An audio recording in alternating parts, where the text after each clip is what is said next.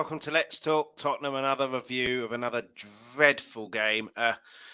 Solo for me today. This means it can be a bit shorter, so therefore I don't have to talk about Tottenham too much, who I'm still fairly angry about this, and just same old. I always look on the positive side with Spurs and then always end up disappointed, so I'm my own worst enemy, really, so I've got no one really to blame but myself. But yeah, just me talking about my thoughts about the game and what we can, I'd say, look forward to against Sporting. But looking forward isn't something we're doing at the moment. It's very difficult to actually do that. So looking ahead, we'll say, to the Sporting game. But yeah, solo for me today, so that I don't have to talk about Tottenham too much and I can actually enjoy my evening. But first things first, keep your comments coming in. Obviously, it'll be a short episode, just me. But if questions, comments, suggestions, and thoughts come up, then I'll talk about them. So if you want it a longer episode, then get your comments in, and also hit the like as well. That really helps the channel. Also hit the subscribe button as well if you haven't already. Nearing 300 would be great to get to the 300 milestone. But let's get on with it. Terrible performance again. I mean, where to start, really? We'll come on to Hugo Lloris a bit later on, who we need another goalkeeper. We need a new goalkeeper. He's not good enough, in my opinion. But yeah, all through the team. Kane and Son are so isolated up top. There's no real service for them.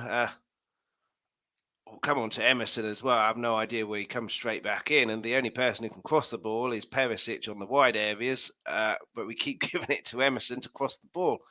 There's no desire in the midfield. Newcastle, you look at Newcastle, they're exactly like we were under Poch, in our, I wouldn't say heyday, but when Poch's top moments. To a man, everyone pressing and working and pressing as a team, playing as a team. Everyone doing their own jobs, but also helping out with other people's jobs if they got caught. And we were the complete opposite, ambling around, jogging around. Even when we scored the first goal, we huffed and puffed for about 10 minutes. And that was about it. We should be, putting Pope under all sorts of pressure and facing all sorts of shots. One goal down and looking for the equaliser. We started off fairly well.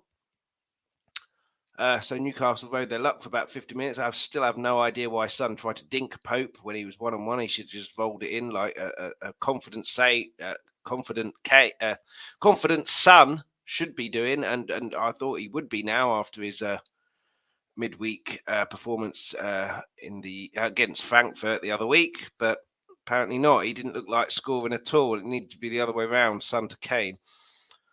But that goes in kind of a different game, but then we still have the issue of Lloris, and I completely missed Dyer's back pass that almost went in. I don't know what I was doing going to the loo. That was probably, to be fair, when my TV went down because of the storm. Unfortunately, the storm ended and the TV came back. So I had to suffer through the rest of the game, but I'm assuming that's when that happened, so I missed that. I saw someone say that on Twitter that we played quite well, and as soon as I did that, our confidence went to pieces.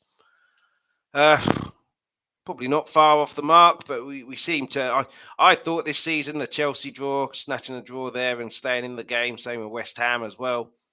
We had a bit more fight and stubbornness and bottle to us, but we can see the goal now, and we go all over the place. Half time comes, we again in this game. Half time comes, the first 2 minutes of the second half, all over the place. Absolute. Yeah, there's not a huge amount to say really. We need players. So we'll come on to Conte and his press conference. The one thing I took from the press conference was the fact he said, pointed out the fact it's game every 3 days. You need the squad for that. I've read that as that's a challenge to Levy. We need more players. And Conte's under pressure now from some sections of the fan base, booing him, calling him for his name, which I understand people are upset and angry. I'm angry, but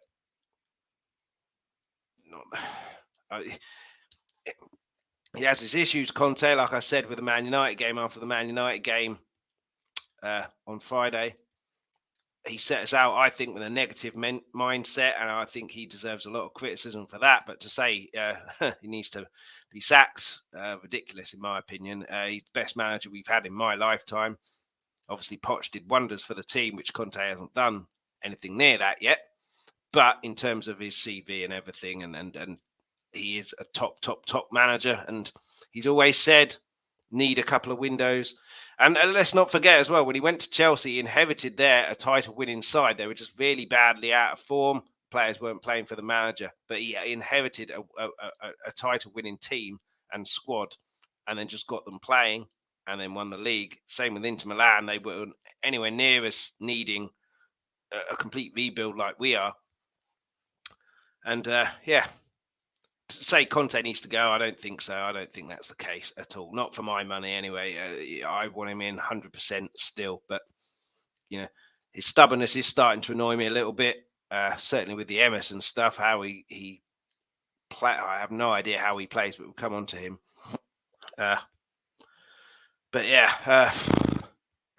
But I saw the press conference as a bit of a challenge to Levy in January. We need signings. We need these signings. Well, not these signings. He didn't actually mention any player names, but I think we can all probably have a guess at what he's asking for. So I saw that as game every 3 days. You need the squad. We haven't got the squad. Levy, give me the squad and I'll do stuff for this team. But again, this is Daniel Levy. Are we going to have a massive window? Is it going to be a bargain window? Everyone's going to be after players in January, I feel, certainly in the top teams, because all of their players are going to be in the World Cup come March time. They're going to be fatigued. Liverpool as well have a huge injury issue, so they're going to be... I would be amazed if Liverpool aren't busy in the transfer window. Man City probably don't need anyone, but again, they've got a lot of players in the World Cup. Arsenal, they're obviously going great at the moment. Unfortunately, I do think they'll drop off, but I'll be a bit surprised if they don't sign anyone in January. I think January will be very busy for a lot of teams. We need to make sure that we're one of those teams and we get the players in that Conte wants. I know Jed Spence Conte said he's not a Conte signing, club signing. We need Conte signings in this window, I feel, January window. Whether we'll get them, I mean, that's the age-old question with Tottenham, isn't it? Will we get the signings that Conte, the manager, wants with Levy there? History would tell you that there's a lot of history that would say no there. But Perisic definitely one of his signings. Richarlison, he said he loves Richarlison, so I'm be amazed if that's not one of his signings. Kulusevski and Bentancur, I'll be amazed if they're not either. Talking of Kulusevski, his reaction on the bench, he gets what it is to be Spurs, I think. So he's a huge player. Fan favourite because of what he's done on the pitch, but that is just going to emphasise that even more. And we lack so much creativity when he's not in. Kane is our only creative player going forward, but he can't be in two places at the same time. Son's chances in the first half all came from Kane dropping deep. But yeah, second half we score from a set piece. We don't score from open play, and we need some creativity. I said that as soon as Eriksen decided he wanted to leave. I'm amazed we didn't go for Eriksen. If Conte had said, I want Eriksen, done deal, I would have thought, because he's free. He would have been free. So it would work for Levy, no end. But yeah, I mean, let's talk about, before we come on to the man who cost us that game, let's talk about this guy, Emerson. I've mentioned it before. Straight back in. I do not understand that at all. I don't really know what Jed Spence has to do to get a chance. Jed Spence, as we know from Forest last year, is an attacking wing-back. As we know from Conte at Chelsea, he likes attacking wing-backs.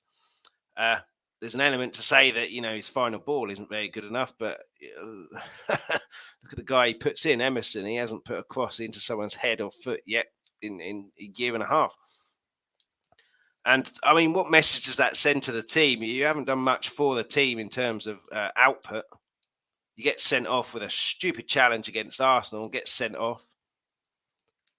3-game suspension. In you come straight away. And Doherty, I don't think, has done much wrong. In terms of, final ball for a wing-back, certainly in the Man United game, there were times where he made a good run.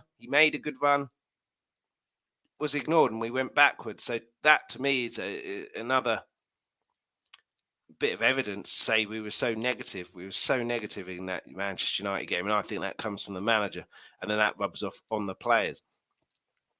But yeah, he made some good runs yesterday as well. Was ignored again, but yeah, every time Emerson plays, we can't wait to give the ball to the guy. He can't do anything with it. So yeah, absolutely amazed he came back in. He didn't have the greatest game. He didn't have the worst game. The worst game of Emerson is a really bad game. He didn't have the worst game, and for me, he wasn't the reason. The same with Dyer. I know the pass back was terrible. Let Callum Wilson run for the first goal. But for me, it's not their fault that we lost that game. There's one guy whose fault it is. We lost the game. You know what I'm going to say, and here's the picture of it. Absolutely ridiculous. And I'll come back to that again, but it's this point I want to make. Lloris's mistakes are becoming commonplace again. I know he had a worldie against Manchester United, but as a World Cup winning goalkeeper, if you want to be a world-class goalkeeper, you can't have one great game in three and, every other game making god-awful mistakes that cost your team goals and ultimately football matches. And I mean, he claimed a foul, but if you look at it, he got hit by Wilson, stood up, then fell down, then claiming a foul. It's never a foul in a million years. Callum Wilson can't go anywhere. And we saw with Callum Wilson, with Dyer trying to rip the shirt off his back, and Callum Wilson just shrugging him off. The guy's this big, strong lad. You hit him, you're going to go down because he is strong. And he couldn't go anywhere. And then after that, no pressure on the ball. I will say about Dyer, he was looking for the foul rather than getting back and was too slow to react. But again, shouldn't have even got to us talking about Eric Dyer, what he did for that goal, because Lloris had time to clear the ball rather than chest it down. I don't really know what he was thinking. I know match of the day, Alan Shearer said he should have been 5 yards further forward, but for me, it wouldn't have mattered if he was 5 yards further forward or not. He still had a chance to clear the ball and not chest it, and just absolutely horrendous. And then the second goal, I have no idea why. This is a criticism of Conte as well. Why we insist on playing out for the back when we have Hugo Lloris in goal. The guy cannot kick a ball to a man, and his kicking is terrible. And you saw it in match of the day, you saw it in the game. Newcastle were allowing him to have the ball and kick it out, and then they were closing down whoever the target was because they know his kicking is poor. And I mean, two things here. I do not know how his kicking hasn't improved. Get on the training pitch like Kane does with shooting after training. Get on the training pitch, practice your kicks. But they haven't improved. Absolutely terrible. And secondly, the second goal, the ball to Sessegnon was terrible. It was well short. I know Newcastle, like I said, have played for that. Okay, you kick it. We'll when you fuck it up, we'll go and get the rebounds and cut it out. Sessegnon is waiting for the ball. And then Sessegnon should be dragging him down as soon as he hasn't got the ball. Easy in hindsight to say, I know. But again, poor defending. Take one for the team. Lenglet's let Almiron get past him too easily. I know he can't do a huge amount because it would be a penalty otherwise, but he just breezed past him like he's not even there. And then tight angle, squirmed under Lloris's body. Absolute shocking goal from all aspects. And the two goals all come from Lloris. And he's been a world-class goalkeeper for us. Now he's just a shot stopper. And that surely a shot stopper is a prerequisite for a goalkeeper. You need to be more than that. So certainly, I know Man City and have kind of changed the game of what a goalkeeper is now with Ederson. But so you haven't got to be world-class like Ederson is with his feet, but you've got to be able to pass a ball. You've got to be able to make better decisions. And I mean, Lloris, when he first joined that sweeper keeper kind of stuff, he kind of was Neuer was the first one of that, but certainly in the Premier League, I can't remember many before Lloris. And yeah, he's probably lost a little bit of pace, but still, he had enough time to clear that ball. But he's become a liability for us now. And I don't think it's any wonder why we look so nervous now this season, certainly after the Arsenal game in defence, when we don't have what I feel is a commanding goalkeeper and a reliable goalkeeper behind them. So they don't want to leave it until the goalkeeper, because they're worried he's going to make a mistake. So they try and sort stuff out. They make mistakes because, let's face it, they're not the greatest, Romero aside. They're not the greatest, so they're making mistakes. And then it just causes confusion, lack of confidence, lack of communication in defence. And that's why we look all over the place. And these managers and teams scout teams weeks in advance. And so it's no surprise that they're allowing Lloris to play out from the back and picking up the pieces, because they know he's not that good. And you don't need to be a scout to know that. You just need to be watching Tottenham every now and then when Lloris is playing, because every game he's shocking with his feet. And I just don't understand how he hasn't improved. But for me, January, I say January again, but it's unlikely to happen. But I feel we need a new goalkeeper. Bring Dean Henderson in. I know he's number 1 at Forest at the moment. He doesn't want to be a number 2. But I think after the World, I think last summer, I think players were thinking, well, I don't want to be in a squad. I don't want to be on the bench. I don't want to be a sub. I want to be playing because of the World Cup. After the World Cup, there's nothing for a couple of years until the next Euros. So I think players are more likely to go, okay, I'll leave, sit on the bench and force my way in. But with Henderson, it'd be the same situation as when we brought Lloris in. Lloris, when he came in, had Brad Friedel ahead of him. And it wasn't your Hugo Lloris, you're straight in, Friedel's out. It was Friedel was our number 1, you force him out. And he did. But he had competition there. He had competition. So when he played, he had to improve. And when he did get in, he had to make sure he didn't let Friedel come in. But yeah, Mark Cousins, how you doing, buddy? Big up, Chris. Thank you very much. Big up yourself. Completely agree. As sad as it is, Hugo is done. Surprised we haven't got his replacement lined up. There is that. But for me, Dean Henderson in January, and you can say to Dean Henderson, yeah, you'll be number 2, but exactly like Lloris and Friedel, force your way in. Hugo's coming out. He's got a year left maybe, but if you step up and perform, he'll be out before that time and you'll be number 1.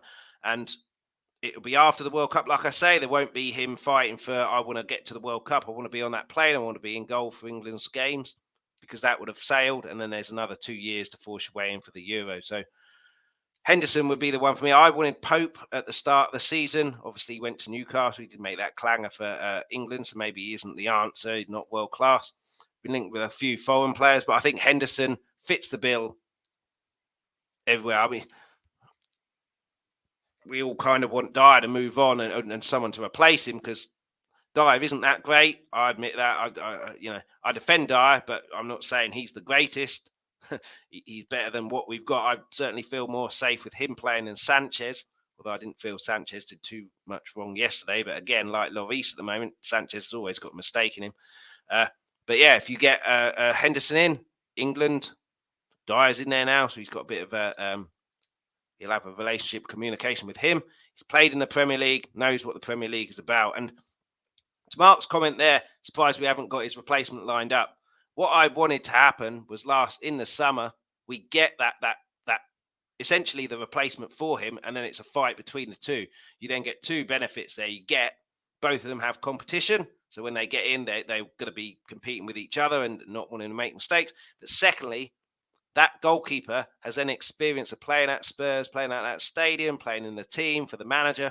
So when Lloris does go, he's not coming in completely cold and having to fill Hugo's shoes, which apart from the mistakes we've had, he's certainly had some wonderful, wonderful seasons and been a big player for us, saved us countless times. He's not coming in cold because they are still big shoes to fill. And what I didn't want or don't want is a Peter Schmeichel at Man United situation where they had, for me, the best goalkeeper in my lifetime. Hugo's not that level, but massive shoes to fill. They didn't get anyone in to replace him until he was gone. And then they struggled for about 4 or 5 goalkeepers. So I wanted exactly the same as we had with Lloris and Friedel. Someone to fight Lloris like he did with Friedel. And and then that would fight for him. Comment from Ben. How you doing, Ben? United fan. Boo. What makes you think United won't want Henderson to be David De Gea replacement? Well, there is that. But, in terms of what I want for Spurs, I wanted Henderson in. So obviously if he is being lined up as United replacement for De Gea, he's not going to go anywhere, is he? And this is just a loan for Forest. But if he's available, he'd be my pick.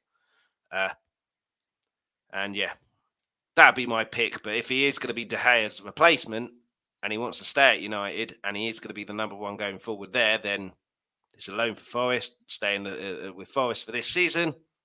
Then that's done. That's done, and then he's not going anywhere, and we've got to look elsewhere. But again, we could have got him in the summer when De Gea was said, "You're our number one." There could always been, like Ben says there, you're the replacement to him, but we could have said you're the replacement for Lloris now. Get your head down, perform well. You'll be playing regularly before the end of the season, and if you really get your head down and Lloris keeps making these mistakes, you'll be playing regularly before the World Cup and before that's announced. But for me, Lloris has to not have to go. You still want him in the dressing room, but he can't be our number one going forward for any long term. I know Garth Crooks said we won't win anything with Lloris. I can't stand Garth Crooks, but unfortunately, I think he's right on that one. I think his time is done in terms of being the number one. And as a captain as well, he's always been quite good as a captain, but yesterday went straight down the tunnel without clapping the fans or anything. And I understand he's upset and frustrated and annoyed probably with himself, but he still clapped the fans at the end.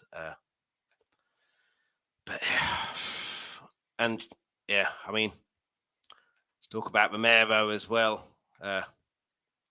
Him being out, I was surprised about that, but apparently he's injured. We'll come on to the guy on the left in a minute, Hojberg, who's also injured. But Romero, I mean, we look at such a soft touch without Romero, and yeah, it's just a shame. I didn't think Sanchez played that bad, to be honest. And like I said, I don't hold the defence accountable for yesterday's loss. I hold Lloris responsible for it. But it is a team game, and that pass from Dyer is not helping matters in terms of confidence. But yeah, I didn't think Sanchez played too bad. But as a first team defender for the rest of the season, absolutely not, because he's got mistakes in him left, right, and centre, and he will make them. Romero, I know he's aggressive and everything like that, but that's what you kind of want in a game like this. We seem to not be able to be aggressive or anything. We're just jogging around, ambling around, sticking your foot out, dangling your foot out, rather than going in hard. Manchester United did it against us.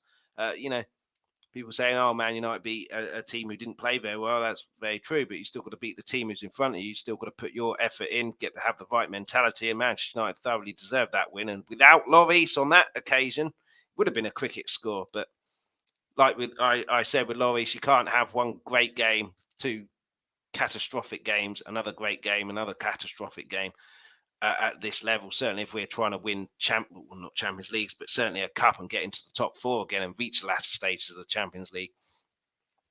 And Romero was a big miss. And maybe that was part of the lack of confidence that we didn't have him. It's like, oh Christ, we haven't got our top defender in there. But even so, you should be able to be doing the basics right. I mean, that pass back from Dyer, I don't want to keep banging on about it, even though I am. It's only me. I could easily stop talking about it, but I'm going to bang on about it. It doesn't help with the confidence, the groans in the crowd and everything like that. The Lloris situation with the 2 goals. And yeah, we just look a shambles all of a sudden. And as soon as we can see the goal or concede a bit of pressure, we look a shambles. That Manchester United game, we had a couple of moments. Bentancur went close. As soon as then Manchester United had a few attacks all over the place. But yeah, hopefully this Romero injury, Hojberg injury isn't too bad. And we desperately need Kulu back. How long Kulu is out for, I do not know. There was talk from Conte about him being out of the World Cup potentially, which is obviously terrible for him.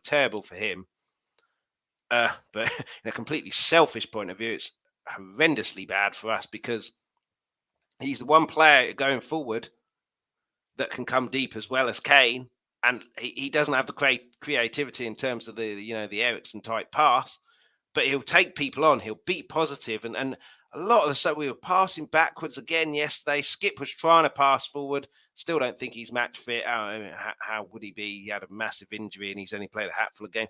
Basuma's been very disappointing. Basuma at Brighton was a star, hardly ever gave the ball away. And remember last year where he kept Kane so quiet and he's giving the ball away, going backwards, not driving. And whether he's doing that, lack of confidence, lack of getting used to the system again, or Conte's telling him to do that, I'm not really sure. But either way, he's been fairly disappointing. And a couple of games before that, we looked before United game. Sorry, we looked really good. I thought certainly, the Brighton game in the second half against Everton, we looked a lot better with three in the midfield. Looked really composed on the ball.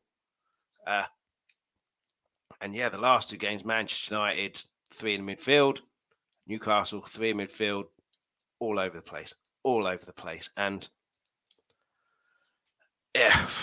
without Kulu as well, like I've said, he'll take people on. His crossing is good because his crossing is generally pinpoint, and he's not like Kane. He's not afraid to have a ping of a shot, and he's got a quality left foot. So without him, I struggle to see where our goals are coming from other than set pieces. And like I said, his antics on the bench, head in hands when we had a shot saved or went wide, slamming his coat down when we conceded a goal. He gets what it is. He gets it. And I'm not sure too many players in that team are getting it at the moment, what it means to be a Spurs player and the passion you need for Spurs. And Kulu is definitely one of them, and we desperately need him back. If we don't have him back for any length of time, I mean, it's just lucky we've got less than a month until we have a month off, and then he should be back after that, and then it won't be too long until the January window, which hopefully we can do some business. Yeah. How you doing, Marlon? How you doing, buddy? Thanks so much for watching and the comment. Keep your comments coming in. Any questions that you got or anything like that? Any points you want to make, please hit the like and please hit the subscribe as well. Really helps the channel. Short show today, obviously just me. Means I don't have to scream and shout and waste my time moaning about Tottenham. I can make my point and then go and enjoy my evening. But yeah, no creativity again. No creativity. Like I said, I'm amazed we didn't try and go for Eriksen, and if Conte didn't want him, I'm amazed as well.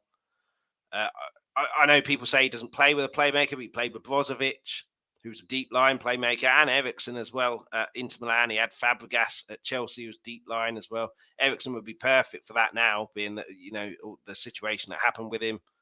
He's not going to be doing the 10-kilometre runs a game, I don't feel, for us, like he was doing under Poch. And even if he's not playing every game, 60 minutes, we're rather flat, bring Eriksen on, something different. And certainly with these 5 subs, gives you the chance to completely change your tactics, completely change your shape. But like I've said, the stubbornness of Conte to not change is annoying me a little bit. Do I want him fired? Absolutely not. Absolutely bar me wanting him fired. And just the lack of creativity. Our only creative player is our striker. And we've got 2 players who can play in that position as well, injured at the moment. And from Marlon here, kind of talked about this earlier. What are your thoughts on Dyer? Did he set the tone with a pass back? I didn't actually see the pass back. I think that was when the thunderstorm hit and my TV went off. Unfortunately, the thunderstorm stopped and then my TV came back on. But he possibly did. But even so, with that, I don't blame him for the loss, and or any of the defenders. I blame Lloris yesterday. That for the first goal, he had enough time to get rid of that with his feet and chesting it. I don't really know what he's doing, and then standing up as soon as he's hit, and then going down looking for the foul rather than just getting up. If it hadn't have gone down like that, delayed, and just got up rather than looking for the foul, when Wilson had the shot, he'd have been in the box and he'd been able to jump, catch it with his hands.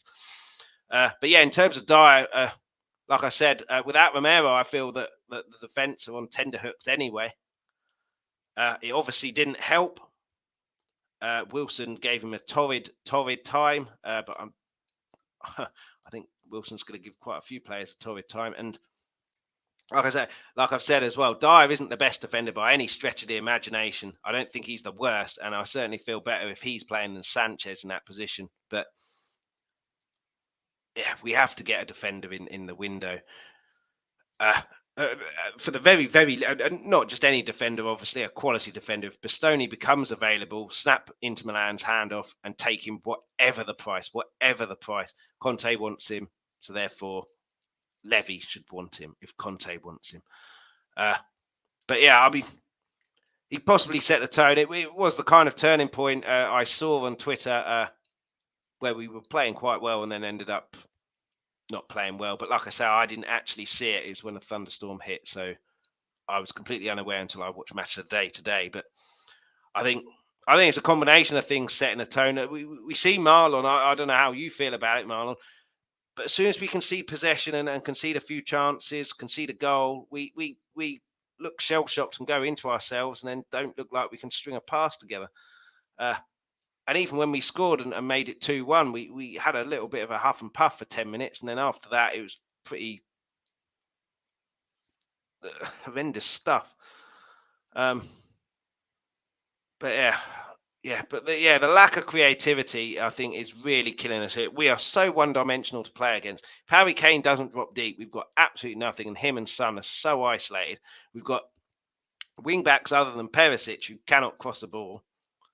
I'll reiterate again, why on earth Emerson gets back in the team, I do not know, when he hasn't been able to cross the ball for about a year now, or however long he's been with us. I don't understand how Jed Spence doesn't get a chance. Certainly at home, he's an attacking wing-back, which Emerson's an attacking wing-back and can't cross the ball. So if Jed Spence can't cross the ball, what have we actually lost? We haven't lost anything. And Doherty, I didn't think played that bad. Like I said earlier, I think certainly in the Man United game, he was making some good runs and he was just completely ignored and we passed backwards. That to me is a negative mindset. And that's how Conte plays. I don't have a problem with the style of play because you can still be positive with a negative style of play. Positive in the sense of going into teams, working as a team, pressing as a team, but keeping your shape. But we don't seem to be doing anything. And I think with a negative mindset, don't lose this game rather than go and win, which Pochettino always had, that let's go win. And that's why we played attacking. Well, we played attacking football because he was an attacking coach, but it was always let's go and win. Conte, certainly in Man United, I felt went out with a let's not lose. And that goes down to the players. And I think that gives them, certainly the second goal where Bentancur has just let Fernandes run past him and he's ambling back. I think it allows players to shirk responsibilities because it's negative. Oh, not my problem. He can deal with it. Whereas if you've got a positive mindset of we're a team here, we work for each other, we work hard, then the responsibility of Bentancur there would have been, he might be able to deal with it, but I'll work for it. And you look at Joe Linton yesterday, made a couple of absolute storming bursts back, one when Son was running with the ball. That's what I'm talking about. That's the positive mentality and everyone working for the team. Even though Newcastle kind of sat back for a large periods of that and hit us on the counter-attack, certainly when we were on top, so you can have that negative kind of a setup there, but you've still got the positive mindset and attitude, and that's why people like Joe Linton are working for the team. And it wasn't just him; it was everybody. Sean Longstaff for the second goal, had their game plan. Wait until Lloris buggers up a kick, get in front of Sessegnon, set Almiron on his way. And yeah, I think that's a big, big, big problem, that we have a negative mindset at the moment. Not a negative style of play, although it is a negative style of play. But like I said, you can have a negative style of play, but still be positive in the way you set up and approach games. And I think we're not being positive when we approach games. That's bringing the players down, giving them a negative attitude.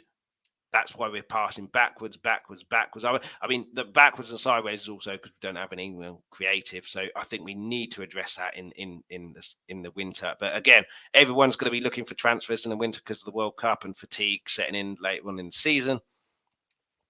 But for me, goalkeeper, who's going to be our replacement, a centre back, someone creative, and if he's not going to play Jed Spence or Doherty, get rid of Emerson and get a ready-made like Perisic is to play on that right side. Another one from Mark Cousins here. I think our scout network needs looking at. We've got 4 midfielders that are basically the same. Yeah, I thought when we brought Basuma in, I thought one of them would be training. I thought maybe Skip, although his injuries had caused issues. He was certainly the one yesterday trying to pass forward. So I did wonder if maybe they're thinking of pushing him forward as a bit of a number 10. But obviously he's not there yet because of his injuries. Basuma, for me, could do everything. He can be that sitting midfielder. Hojberg, certainly against Everton, when Basuma came on, Hojberg definitely got a license to go forward. And we've seen his finishing has got better. We've seen his passing ability in other games, only fleeting, obviously, because he was sat back. And Bentancur has got stuff going forward. But yeah, I think you're probably right to an extent, Mark. Certainly, as it's looking at the moment, they're all the same pretty much. And we don't have that number 10. Our only number 10 is our number 10, who's our actual bloody striker, who can't really drop deep constantly and stay there, certainly because of injuries. And you're taking away, you want him in the box when the ball goes in there. So I definitely think it needs addressing in January. James Maddison would be ideal, but he's obviously going to cost a lot of money, and therefore that presumably doesn't work for Levy. But it is what it is. But yeah, and this really disappointed me as well. We get the goal back, and apart from that first 10 minutes, there's no real desire to go and get the second goal. Morva, when he came on, showed a lot of endeavour, a lot more endeavour than a lot of the players. But unfortunately, Kulu shows the endeavour and has got the quality at the end to back it up as well, as Morva's kind of lost that. And the other thing, because Kulu has that end product, people are going to make runs for him. They're going to gamble because there's a good chance it's going to come to them or a chance it's going to come from it. With Morva, it's as much as I like Morva, it's not going to come out of it, so I'm not going to support him, and I'm not going to burst the gut because it's probably not going to come over there, and then I'm going to be out of position and waste some energy. But he was shown in the bit where he kept hassling for the ball and eventually got it, gave it to Emerson, who then gave it away. Perfect example of that. But yeah, we seem to be a team who we need a certain player on. Kulusevski now, it used to be Lamela, to give us that energy, and then we'll have some energy in the team. We can't just come in the second half as well. Again, start the second half, conceded a load of possession. They almost scored from a corner. And the other thing, when we scored a goal, the first thing we did after we scored a goal is let Callum Wilson come through on Willock's shot. And if he got a better connection, that's a goal. That's 3-1 straight after we've made it 2-1. And that was poor defending from Dyer, Sanchez, Lenley. That was terrible. So, as much as I do blame Lloris, and he was at fault for the 2 goals, which have obviously cost us the game, on another day that Wilson one goes in, makes it 3-1, and that's nothing Lloris can do about that. That's all the defence's fault, and then they should be getting the criticism for that. They should be getting criticism anyway, but in terms of did they meet, was it their fault we lost the game? I don't think so. I think it was Lloris, and it's become a real problem, our goalkeeper again. But yeah, we need some creativity. But again, Conte has said it's going to take 3 or 4 windows. And like I said, he inherited a title winning team in Chelsea when he went there just in bad form, and then got them together, got their heads in together, and then they did what they did.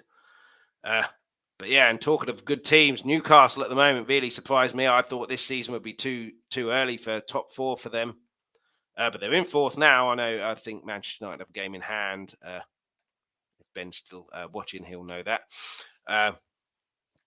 But yeah, they've only conceded 10 goals in 9 or 10 games, one of the best in the league. They're looking good going forward. They're looking like a team. We look like individuals at the moment who are playing as a team. We look like individuals. They look like a team. Everyone knows what they're doing. Everyone's working together. They clearly had a game plan yesterday, which everybody was on board with and everybody worked for, which was let Lloris have the ball, let him kick it out, let them try and play from the back. And then when they do, go and win that ball, which is 9 times out of 10, not going to be a good ball. And then when they do get caught on the break, on the counter-attack, track back, help out, midfielders come back, no more so than Joe Linton. And then when you get it forward, be clinical. And brilliant goal from Callum Wilson. For me, never a foul in a million years. I'm not sure what was more shocking, Lloris's attempt to try and control the ball, or Jamie Redknapp saying it was a foul. Jamie Redknapp giving us some praise and benefit of the doubt is very strange. But yeah, never a foul for me. Great finish from him. I mean, Almiron did brilliantly for his goal, but again, it should never ever happen. It should never go underneath Lloris's body, and Sessegnon, as soon as he loses the ball, should be dragging him down, take one for the team, free kick, face up, and then defend the free kick. But they're looking like a real good team at the moment, and their confidence has to be sky high. So at this moment in time, I wouldn't be surprised at all if they get top four. They haven't got European football either, so there's no one game every 3 days, so most of their players are fresh. I don't know how many of their players are going to the World Cup, and if that could be a factor, certainly if one of them gets injured. But they're looking at a real good team at the moment. And for me, I thought it was going to be too early this season. I thought top 6 maybe, certainly top 8. And then next season in the summer, have a real good go in terms of the summer window. And then they'll be right up there and then doing kind of what Man City did when they got their money as well. As much as I hate it with the Newcastle owners, but never mind. But yeah, I think they're good shout for top 4 at the moment. And if we're not careful, we will slip out of that, even though at the start of the season with the signings that we made, a lot of neutrals, a lot of Spurs fans and a lot of non-Spurs fans were saying that we're definite for top 4. But at this moment in time, if we can't play very well, then and we're not showing desire and trying to win games and making stupid mistakes every game.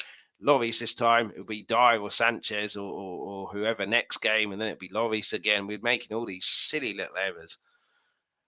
But next we have Sporting in the Champions League, and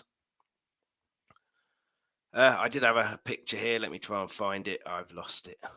But we're in with a good shout at the Champions League in terms of where we are in the league. We're not that far off. Let me find it. It's loading up. Here we go. So yeah, so this is a league at the moment. 2 games left. We're top. It's very close. We're obviously playing Sporting next. Hopefully, what you'd hope is that the players at home, we want revenge for that 2-0 last gasp loss at their place, and so they'd be fired up for it. But again, I'm not in any hope after the Man United and Newcastle game that we can get fired up. And then we've obviously got Marseille away at the last game, which, looking at where they are, 2 wins out of 2, not going to be easy. Not going to be easy at all. Sporting Lisbon lost 2 out of 2 in the last 2 Champions League games. Conceded the most in that joint most in there, but again, that's not really anything when the best is 4 and the least is 6. So it's not really anything there, but yeah, we're at home, so a draw is not a good result there. Yeah, and Peter Griff, how you doing? Thanks for Modric and Bale. I'm assuming a Real Madrid fan, but cheers for watching. Appreciate it. And yeah, the Champions League, we have to win tomorrow. And then if we can get a draw against Marseille, it's probably enough to see us through.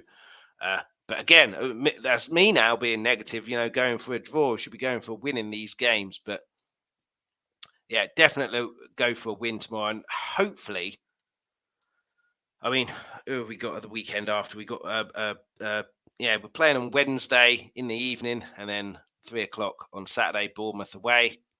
Again, on paper, should be winning that game, but it's not going to be easy by any stretch. Seem to have a new lease of life under their new kind of caretaker manager after Scott Parker left after that 9-0 loss.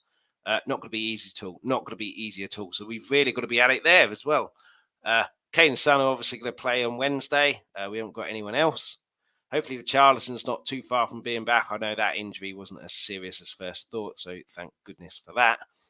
But yeah, we need to start on the front foot because Sporting Lisbon will know our weaknesses because they've played us once and beaten us.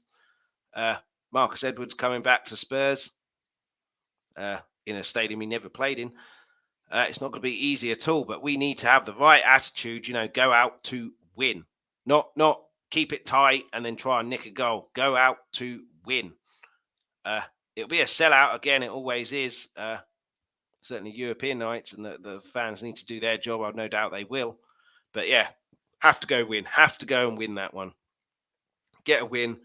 And if we do get a win, we're a point above them anyway. We get a win tomorrow, 4 points above them, 1 game left. They can't catch us.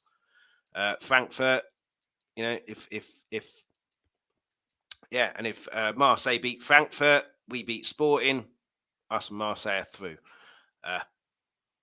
But yeah, have to win on Wednesday. Have to win. And we've got to stop this and stop this poor performance. And Conte's always said, isn't he? There was that famous quote, losers find excuses, winners find solutions. We're not playing well at the moment. Kulusevski seems to be a big player for us. Romero's out. Hojberg's out. You're an elite manager. There's no doubt about that. Go find the solution to get us a win on Wednesday and kind of restart our season again in the league at Bournemouth as well. Find the solution there. But yeah, I'm not got too much hope at the moment.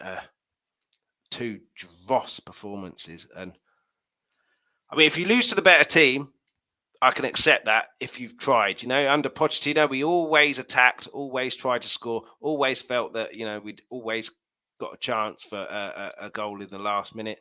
Here, not at all. If we start losing, I really, really struggle to see where the goal is coming from. And we look a real soft touch again, even though after the Chelsea game, it looked like we turned the corner on that one.